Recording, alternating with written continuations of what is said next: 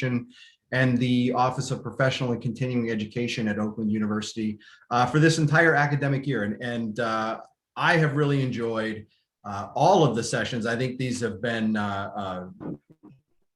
shown a wide variety of topics, a wide variety of faculty that we've been able to highlight. And that's really one of the goals of this, has been to demonstrate that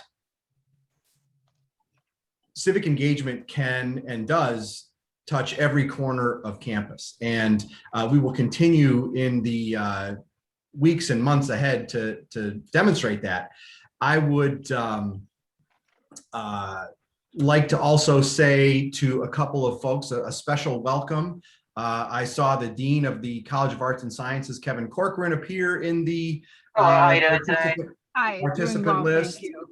And in addition, OU's president, Dr. Ora Hirsch-Peskovitz, is here. We thank them both for attending and thank them for their support, not only of this series, but of the center and our work overall.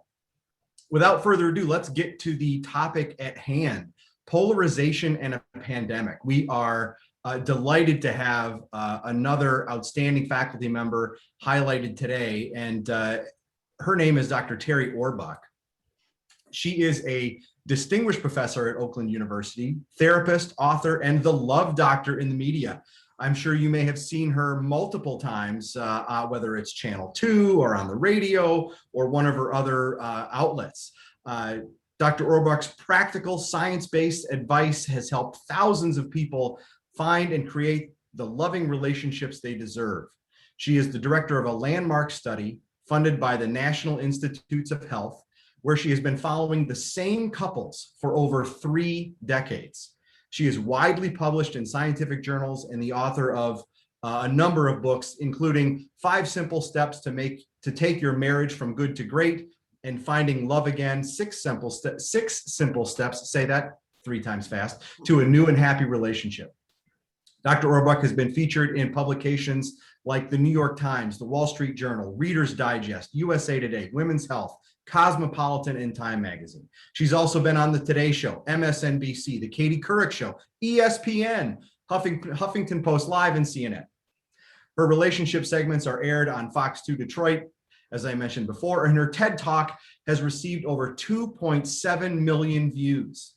Her radio program, called The Love Doctor is aired on Empower Radio and is archived on iTunes. For more information, you can go to her website, drterrythelovedoctor.com. Love Doctor, welcome to the Office Hours series. We're glad to have you. Oh, thank you, Dave. It is great to be here today. And I see so many familiar names and faces. Isn't that's wonderful? In the time of Zoom calls and Google Meet calls, it's great to see some folks on campus, even through the virtual world. Right. I agree.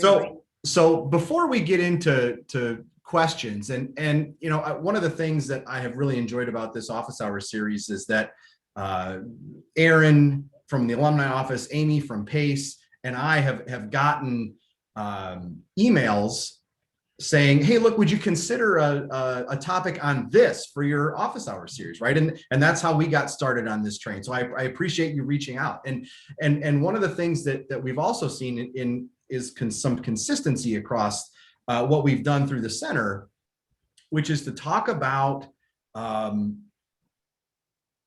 use your term, right, relationships in a very difficult time politically, and how to maintain those relationships. We've done a number of events related to civility, related to getting along with people who have different views. But before we get into those topics, for those who aren't as fortunate as me to know a little bit about your work, can you tell us a bit about your ongoing research project, this study that you've been doing, tracking these same couples for more than 30 years?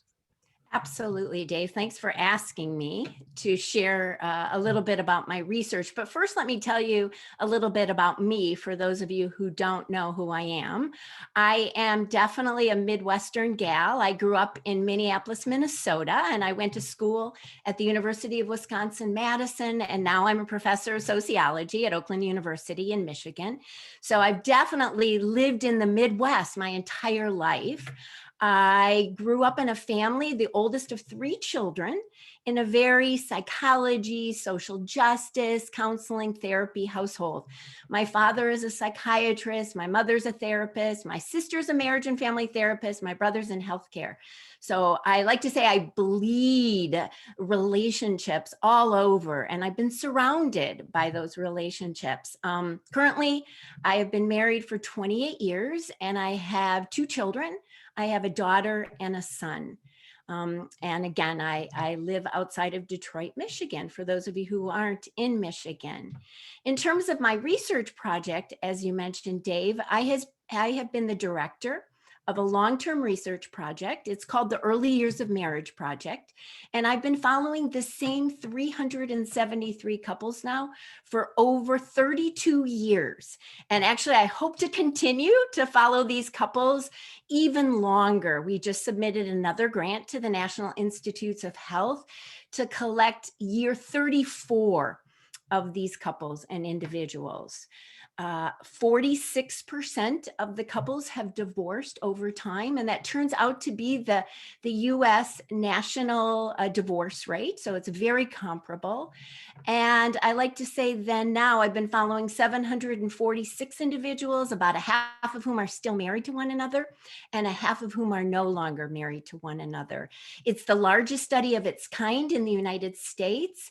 And as the love doctor in the media, I've been able to translate all of the great findings and rich information into the public. And that has been wonderful. Well, and having seen a number of those segments on Channel 2 in Detroit or through other venues, it's always great to one, get that information, but two, to see an Oakland University faculty member disseminating their work in a public way, right? And not just contained in those academic journals that are really our world, right? But to get it out there into the public realm, which is terrific.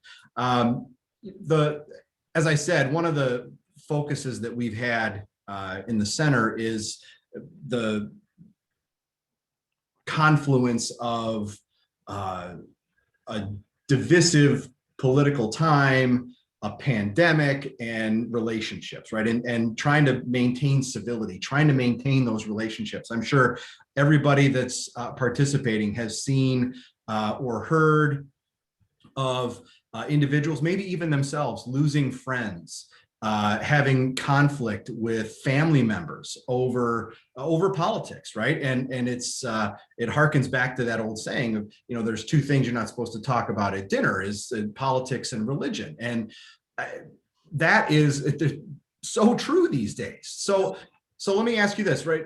Sort of why is it harder for people with different political views to get along these days?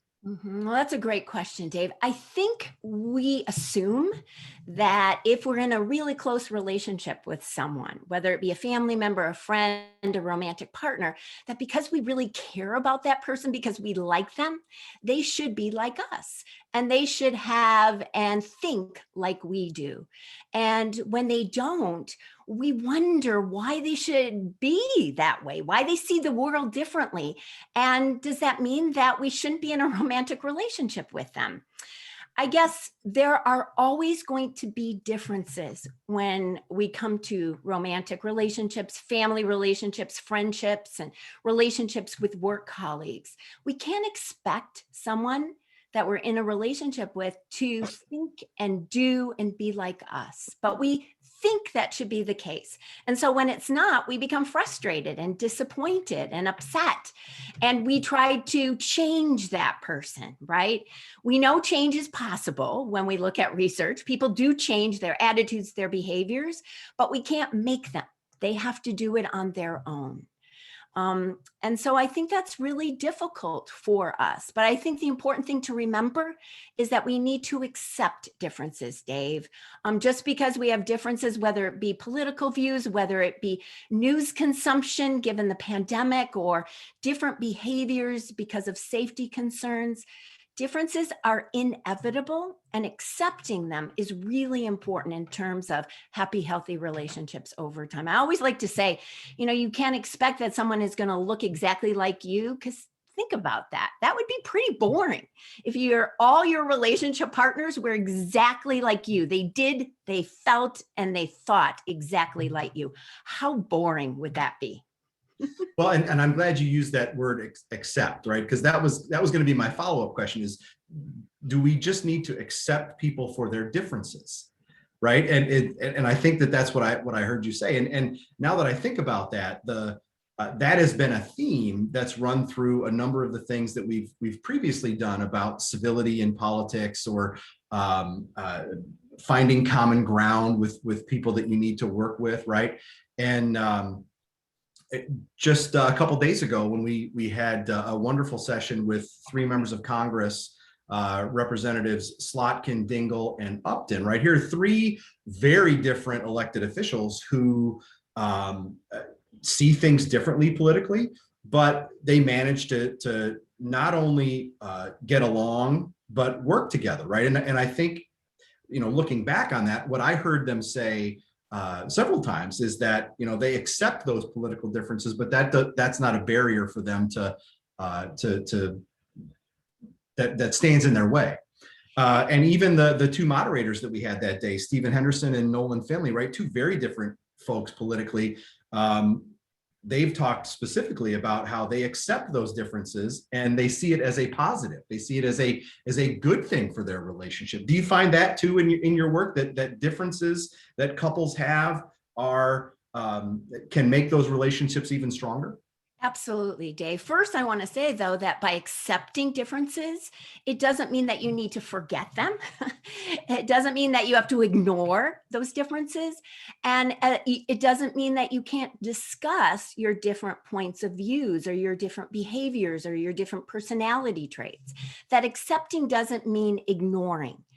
And also, as you asked then, Dave, among couples, at least romantic couples, oftentimes when there are differences and new and novel things that occur between 2 people, that actually adds excitement and passion in a relationship.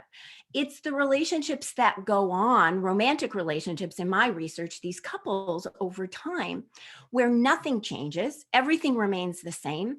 Couples get into what I call a relationship rut. It's the same old, it's boring. It's doing whatever you did yesterday and the day before and the year before. And boredom is the outcome of that rut. And so in order to get out of there, you need to do different and new things. You need to talk about different and new ideas, and that adds passion and excitement. So as a follow-up to that, does that boredom, is that one of the things that leads to relationships ending? Yes. Is that what you find that in your work? Yes. It's interesting because all relationships go through that boredom or those ruts, but it turns out, and I can map this over time, if you stay in a rut for longer than a year, that's when it leads to unhappiness and distress, and many couples break up or get divorced. So it's okay to be in a rut for a little bit, because some of us like predictability, right? A rut or boredom is good sometimes, right? You know what your partner's going to do or say. It's predictable. You like it. You can trust it. But it's if you stay in that rut too long that it leads to distress.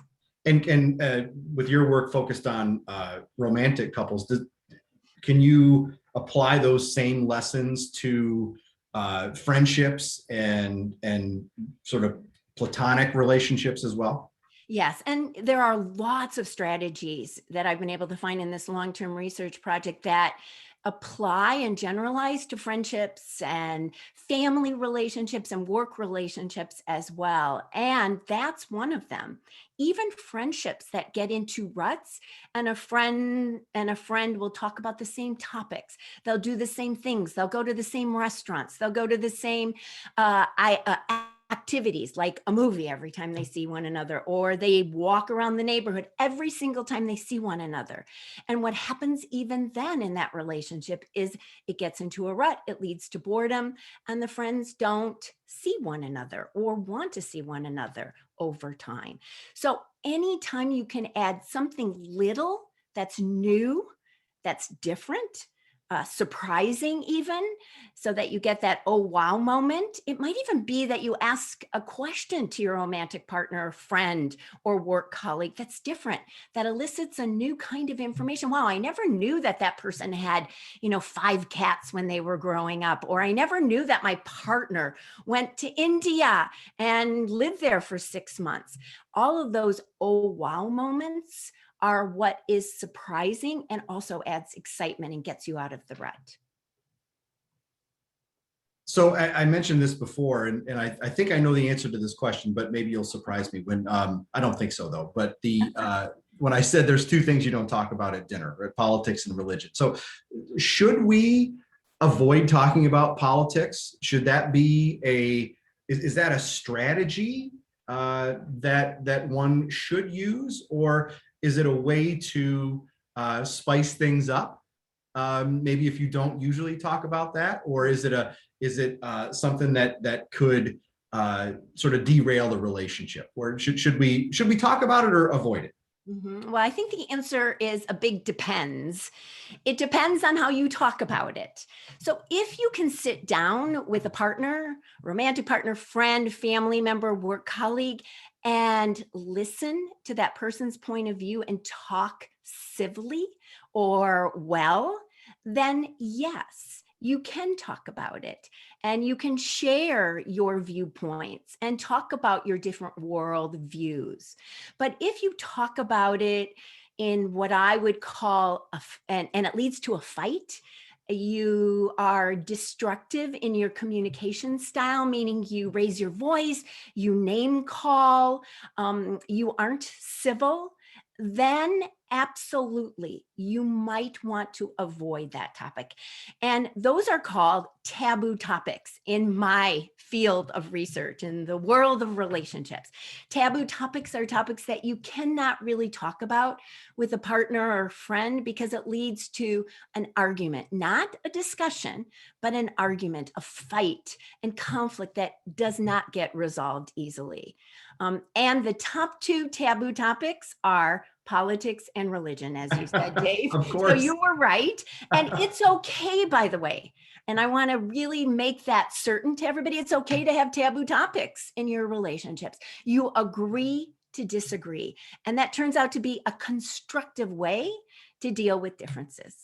So we've got a couple audience questions that apply just to, I think, the topic that we've stumbled upon here. And they both deal with, I'll say, de-escalation, right? So if you're headed in the wrong direction with a conversation, if you sense that it's going off the rails a little bit, right? If somebody is, if you challenge someone and they get angry or they can't defend their position, maybe they bring in misinformation or they stray from some factual evidence.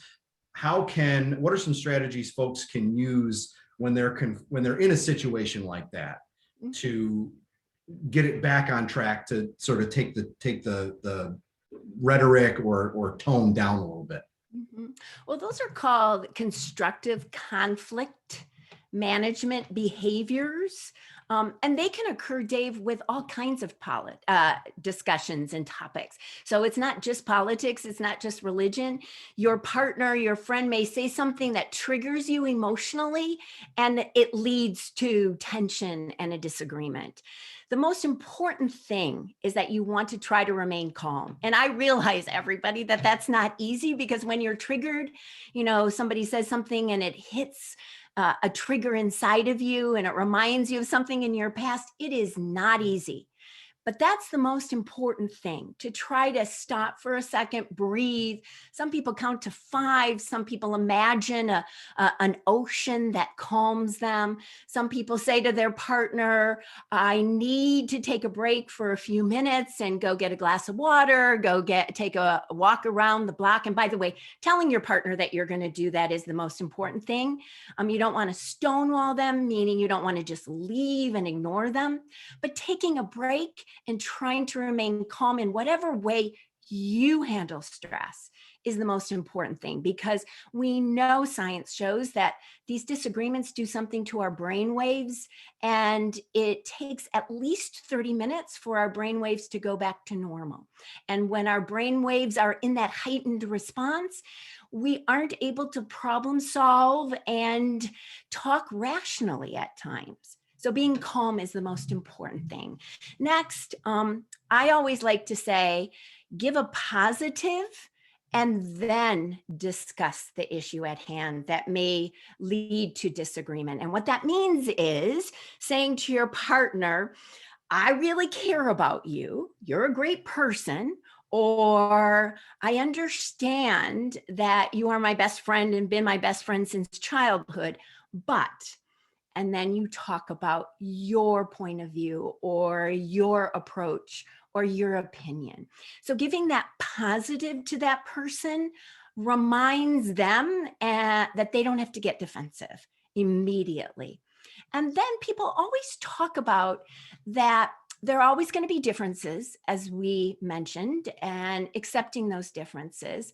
So if you can, if this is your partner, romantic partner, if this is your best friend or your mom or dad or your brother or sister, and you really want that relationship to continue, to think about why you're with that person, why you like that person. What are the positives in this relationship? Why do you care about that person?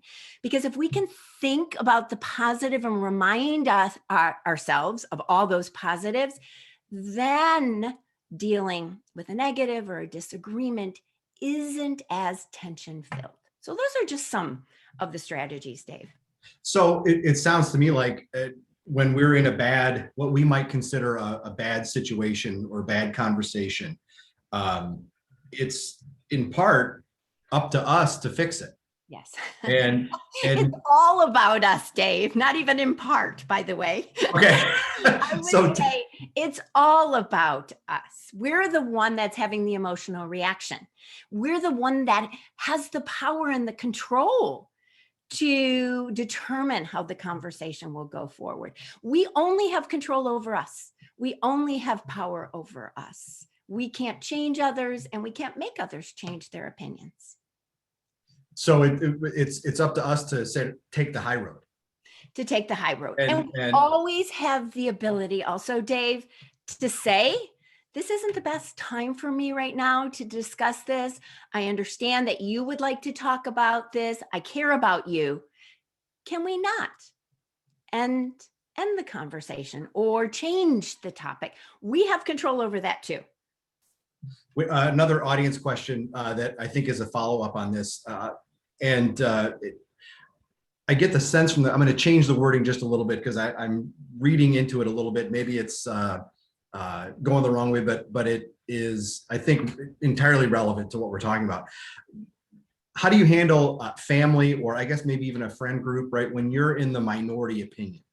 And my sense is that this individual and many others might feel like they're being ganged up on, right? Where at the Thanksgiving dinner table, when Uncle Larry and Aunt Sue and cousin Johnny are all having very different opinions than yours, and they're all coming at you, right? How do you deal with that situation? Well, first of all, that is very challenging. There's no bones about it. That is difficult. And it really depends on the situation again. If you can discuss, and everyone can discuss it nicely, then you would bring up your viewpoints, your concerns, your approach, your worldview in as positive and as a calm way as you can. However, if you feel like, and this person may feel like this, that you're being ganged up on, that you're the only person who feels this way, and everybody is attacking you emotionally or psychologically, right? Not physically at all. We're not talking about an abusive situation at all. But if someone is attacking you and you're feeling ganged up on, it's totally okay to say, I know we disagree, mom and dad. I know we disagree, 520 family members. I hear that. I'm listening to your opinion, but maybe now isn't the best time to talk about it. Thanksgiving, a holiday, a family gathering on Zoom now, right? It's not the best time. Can we do this at another time? And that's totally okay. Again, I want to encourage everybody to understand that we have the power, we have the control to determine how conversations go forward because it's within us.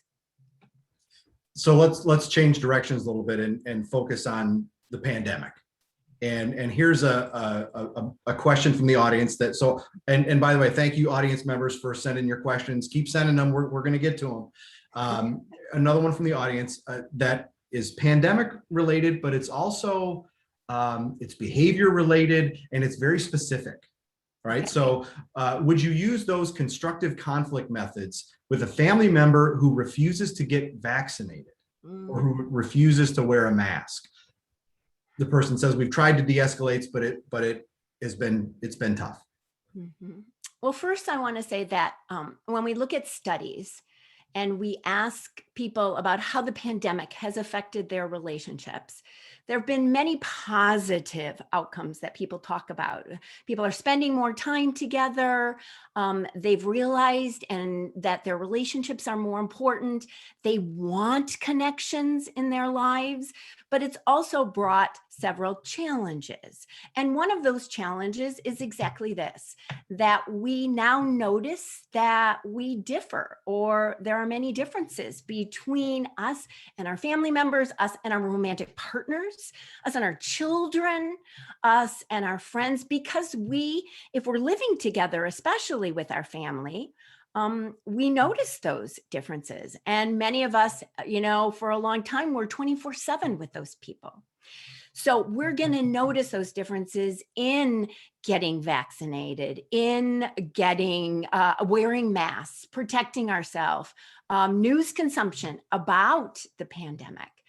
But I think exactly what this person suggested, that these same kinds of conflict resolution behaviors are good and you're able to do about the pandemic as well. So you can discuss differences in getting vaccinated with family members, in wearing masks, in protecting oneself. Try to have civil conversations and put your point of view forward. I always like to say that in certain circumstances, when it concerns health and other dangerous kinds of situations, putting it on you. It's important to me. I'm happy when you do this. It will matter to me. And when you say that, you might persuade people in a different way. So instead of attacking them, that they're different than you, they're not getting vaccinated, you think it's important, saying, it's important to me that you get vaccinated. I want to spend more time with you because of the vaccination. It will make me happy. I will not be worried about your health. Those are phrases that perhaps can reduce the tension and perhaps can persuade another person.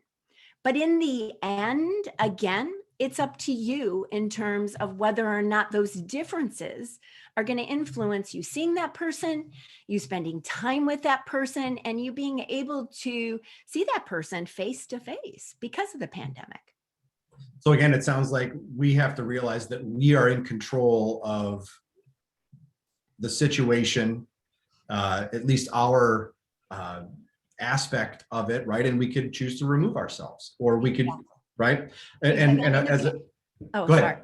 The pandemic itself, I think, has created great uncertainty, and people feel like they have no control in a lot of areas of their life. But I think one of the areas that you can come back to that you do have control over is how you behave and how you act in relationships. So, and I'm going to come back to the pandemic broadly here in a minute, but another audience question.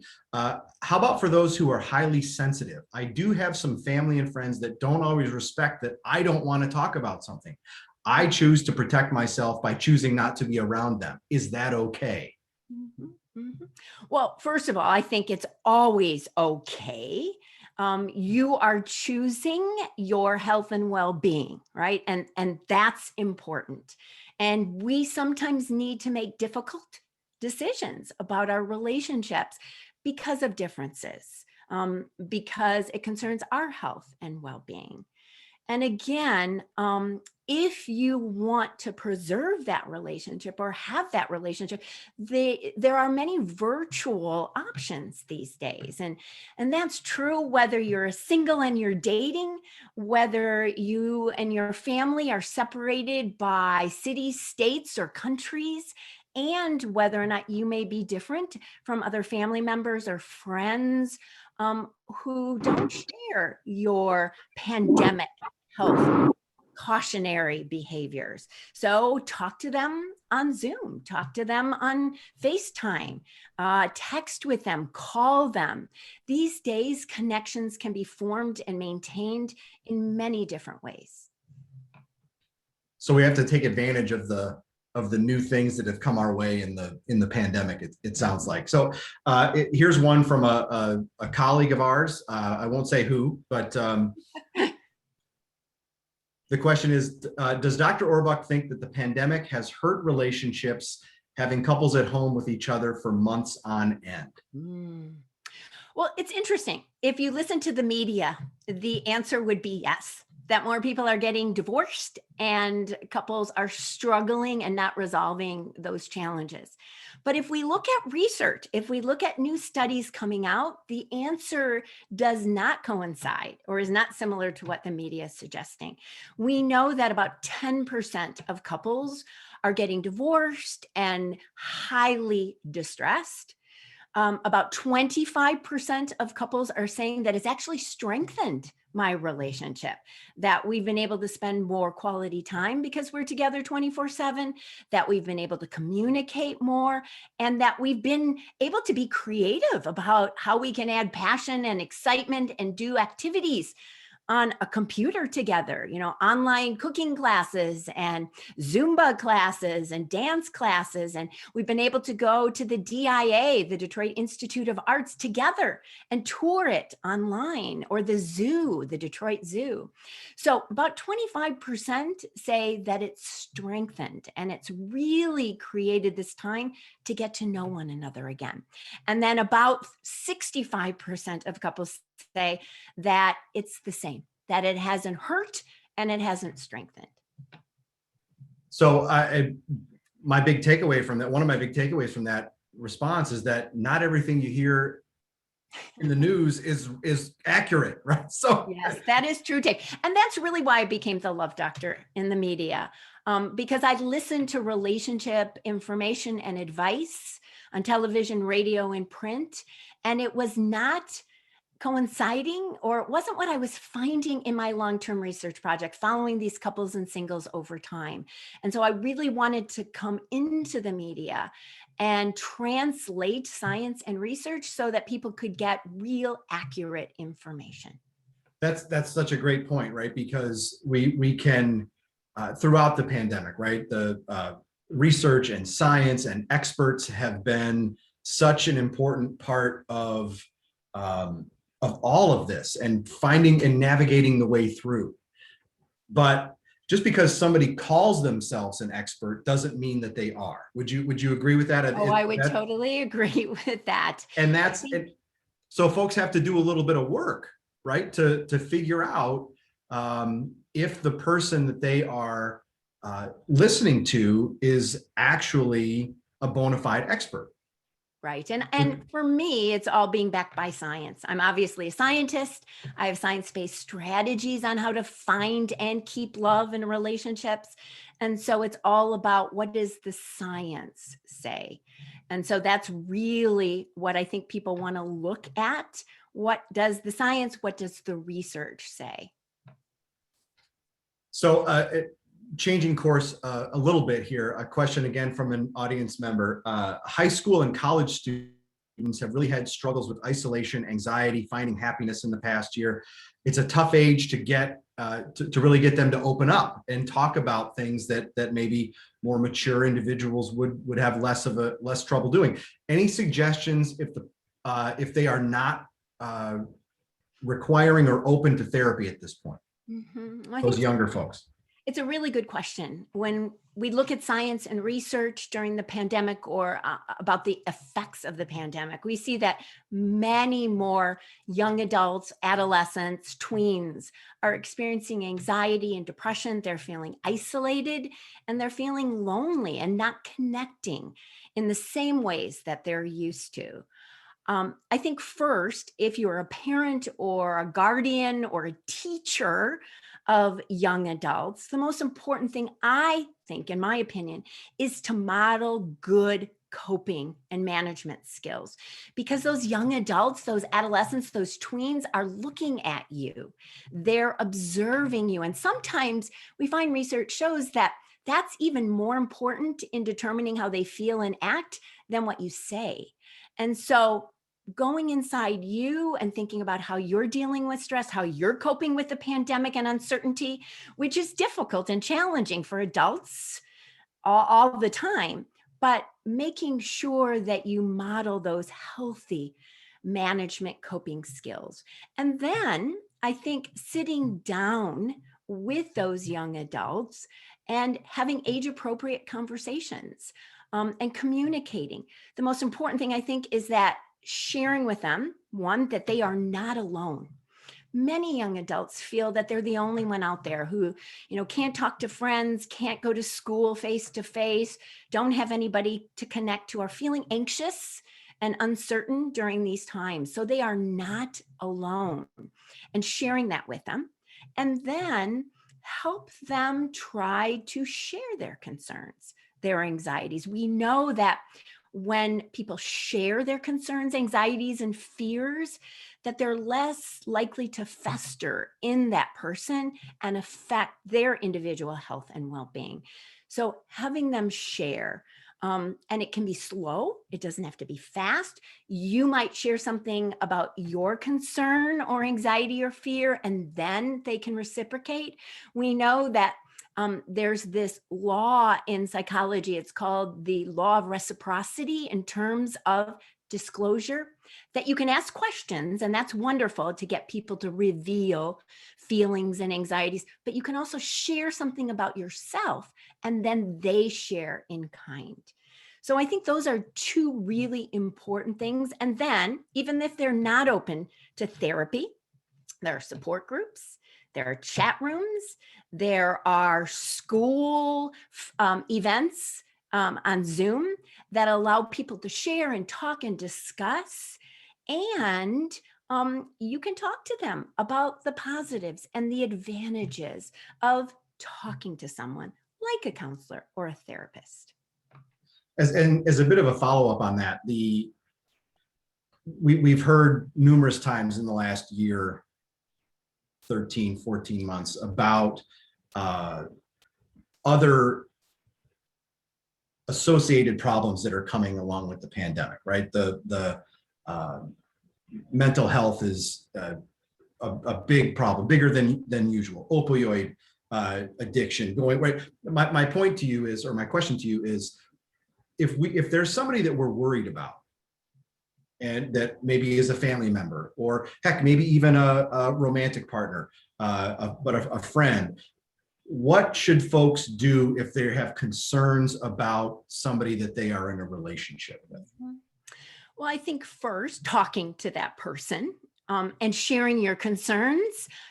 Sharing your concerns doesn't mean it's going to get worse. by the way. And I think we all fear that if we talk about it, or we say, I'm concerned about you in terms of your fears or anxieties or what you're acting like these days, that somehow that will make it worse, and it won't.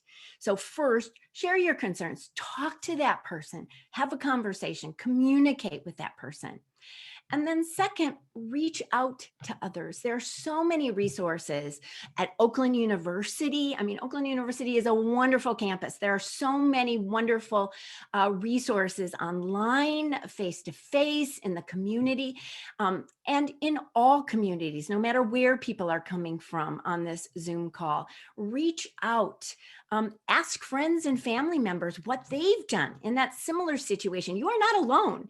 You're not the only person to have a family member, a friend, a child who you're concerned about. So ask people what they've done, who they've gone to, what therapists they've reached out to, what resource, what community nonprofit they've gotten help from. And then there are lots of organizations that also have support groups for family members of people who are anxious, who are addicted to a substance, who have depression. And you also want to get support and help, because it's difficult and challenging to have someone that you feel close to, you care about, you love, and they're troubled and they're struggling. So there's so many resources out there as well. So we have a number of students on the call today, some younger folks. And it applies to more mature individuals too. But my next question would be, are single folks dating during the pandemic? And when they must be, right? They must be. And yes, and how are they doing it? Yes. And the answer is yes, yes, and yes. I mean, I'll say it 20 times. Singles are dating. One of the things that the pandemic has done is, for many singles, recognize that they want connection. They want intimacy. They want relationships. And when we're talking about dating, at least, we're talking about a romantic relationship. That's so important to individual health and well-being. So what are they doing? First, they are dating virtually, right? So they're meeting people, excuse me, and talking to them first virtually on Facebook, on Zoom, on, all kinds of softwares. They're turning to online dating sites and apps. They're also turning to matchmakers. And I know people say, matchmakers, I can't believe, what does that even mean, right? That sounds like my grandparents, right? It's actually a legitimate profession these days. And matchmakers are trained, and they're professionally trained by people actually like me, using the science of relationships to help people match. So there are all kinds of ways that you can meet people and you can date and interact with people. The one thing, though, that the pandemic has done regarding dating is that it slowed the process down, which I find fascinating. Before the pandemic, people were meeting and dating very quickly. And it wasn't until after they formed relationships, that happened very quickly, that they either recognized or saw that perhaps their core values or things that they didn't want in a partner were there and existed. Well, what the pandemic has done is allow singles to spend more time, to slow the dating process down and get to know one another. So I encourage all of the singles here, whomever you are, to actually get to know your dating partners or people you're dating better. Ask questions.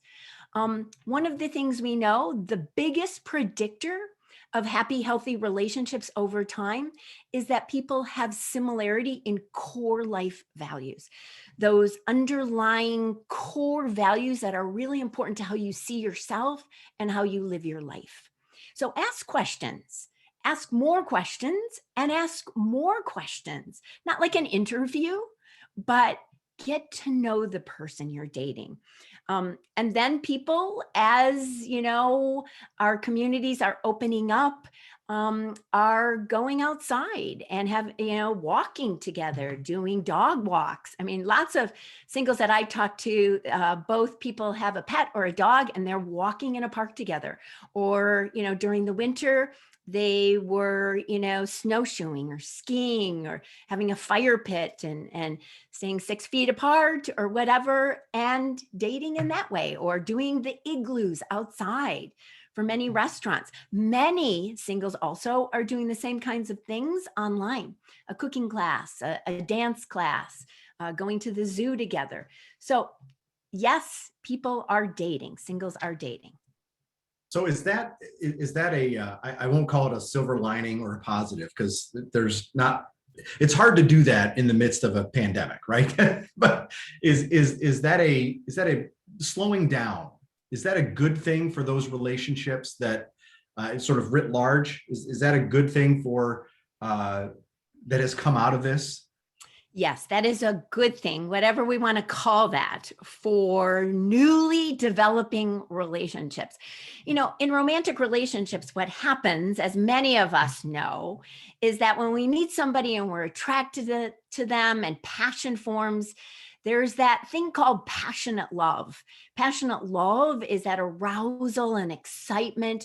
But what it does is we don't see the things that are the red flags oftentimes when we're in the throes of passion, right? We don't see that we're not compatible with that person. And so people quickly form relationships because of passionate love. And then as passionate love inevitably in all romantic relationships declines or sometimes disappears, not always, but declines, we have companionate love, the love of support and friendship and intimacy. So what the pandemic is doing is slowing the passionate love process down. And that is a good thing, because people are getting to know one another again. Better, not again, but they're getting to know one another. Sure. Continuing on the maybe the romantic side, and I saved this one for last, because folks are, or near the last, and I should say that we've got about 10 minutes left. So feel free to put more questions in the chat. We'll get to as many as we can in the time that we have. But one that I saved is how can living in the midst of the pandemic affect your romantic relationship? So maybe what are some of the big issues that you see among romantic couples that they're having to deal with or cope with in the midst of COVID-19? Mm-hmm. Well, we talked about the number one issue, which is differences become much more apparent because you're spending more time with one another. Also, similarly or relatedly, there are these little annoying, irritating things that you see more of. For example, I never knew that my husband, who I've been married to for 28 years, doesn't like to turn on the lights when he gets dressed. And maybe we just never got dressed enough because we left the house to go to work. But I never noticed that irritating, annoying things. I love light. And so I'll turn on the lights and he'll turn them off, and I'll turn them back on and he'll turn them off. So I think couples are recognizing that there are these little irritating, annoying, small things as well, because you're spending more time together. Also, another issue that comes up is the issue of space. Because couples are spending more time, they're working in the home together, they are raising children and sometimes teaching those children at home. There isn't as much time for self and space. And one of the things that I have found, Dave, for these couples over time is that many of them say one of the most important things to happiness over time is having time for self, having a little privacy, having your own interests, hobbies, and friends. And so it's very important. One of the ways that couples can survive and thrive during the pandemic is to make sure you take time for self. It can be in the same room in two corners, right? When you have your headphones on, but just take time for self. And you can still have your own friends, right? You can be on a computer Zooming with one friend and your partner, romantic partner, in another room, or even in the same room Zooming with another friend. So make sure you take time for self. Also, I think people are forgetting during the pandemic even though we know we're appreciating our partner, romantic partner more, we're not telling them or doing things that they recognize that we know that. And so that's a problem. That's a challenge, because when people don't feel noticed and seen in their relationships, they become unhappy. So another strategy during the pandemic is to make sure you show your partner, your romantic partner. And by the way, this is true for your friends, your family members, and your children as well, your parents too. Say you appreciate them. Tell them you're glad that they're in your life, that you appreciate them, that they make your life exciting, that you are happier because they're in your life. Or if you're not great with words, some people are good at affirming through words, do that affirmation through behaviors. Show them little ways that you really appreciate them. You can make their favorite dessert. You can leave them a little gift, pick them a flower outside, any way to do a behavior to show them, I see you, I care about you, I value you. And that might make up for those annoying things that you talked about at the start, right? And I imagine that the first 2 points you made about the small things that might get on your nerves or grate at you, and the more time together, the lack of space maybe that we're dealing with, those must interact and combine to make each of them even more problematic, right? Exactly. And one of the things that I have found following these couples is that you don't want to shove those little things, as you said, Dave, that are getting exacerbated because you're spending more time. Don't shove them under the carpet or don't address them. One of the things, as I've been following these couples over time, is that when couples address those small things, they let go and they're happier over time. But if they don't address the small things become bigger and bigger and bigger. And all of the sudden, it becomes really difficult to unpack the little things. So what becomes annoying becomes, you're not listening to me, you're not communicating to me. Maybe I don't even care about you, and maybe this isn't the right relationship. So address the small things now. Don't let them become big. So I like to say that even though we've heard in the media and our culture not to sweat the small stuff, I always say in relationships, sweat the small stuff. Don't wait until they're big. It's harder when they're big. Sweat the small stuff. It's easy to address the littles. I've had the good fortune of hearing you talk about your work many times over the years. And I remember hearing that piece of advice in almost every presentation that you've made. And it has stuck with me. It is such good advice. And I think with that, we'll leave it on that note so that that's what folks remember.